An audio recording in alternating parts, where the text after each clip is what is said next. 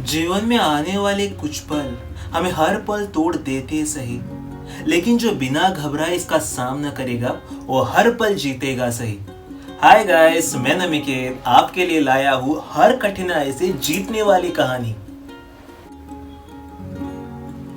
17 साल के उस बच्चे ने जब कॉलेज में दाखिला लिया तब उसे महसूस होने लगा था कि उसके माता पिता की सारी कमाई उसके पढ़ाई में खर्च हो रही है।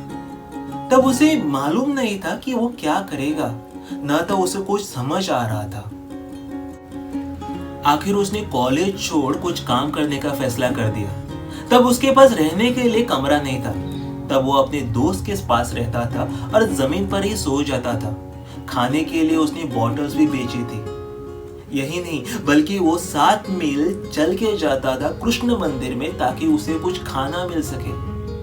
एक कॉलेज के कैंपस में उसने हाथ से बनाए हुए बहुत सारे खूबसूरत पोस्टर्स देखे और तभी उसे कैलीग्राफी करने की सूझी। उसने शेरिफ और सेंट शेरिफ सीखा। उसी टाइफेस से अलग अलग शब्द को जोड़कर उसने टाइपोग्राफी तैयार की जिसमें डॉट्स होते हैं। 10 साल के बाद उसने अपना पहला खुद का मैकिंटोश कंप्यूटर डिजाइन किया और उसमें टाइपोग्राफी का भी डिजाइन शामिल था। अगर वो कॉलेज ना छोड़ता या कैलीग्राफी ना सीखता तो शायद वो कंप्यूटर नहीं बना पाता था।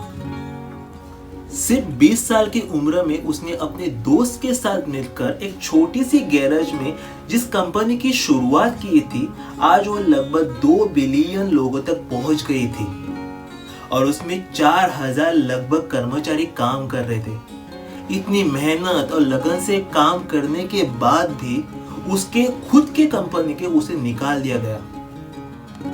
फिर भी वो रुका नहीं। उसने अपनी एक नई कंपनी खोल दी जिसका नाम नेक्स्ट रख दिया गया। उसने और एक कंपनी खोल दी जिसका नाम पिक्सार रख दिया गया।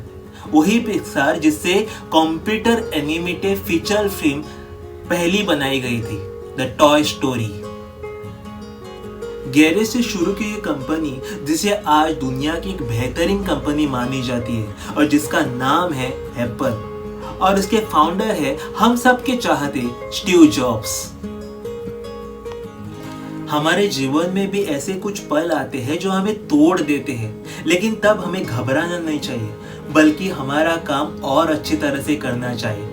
तभी आप आगे बढ़ पाओगे। इसीलिए मैं कहता हूं, be somebody nobody thought you could be।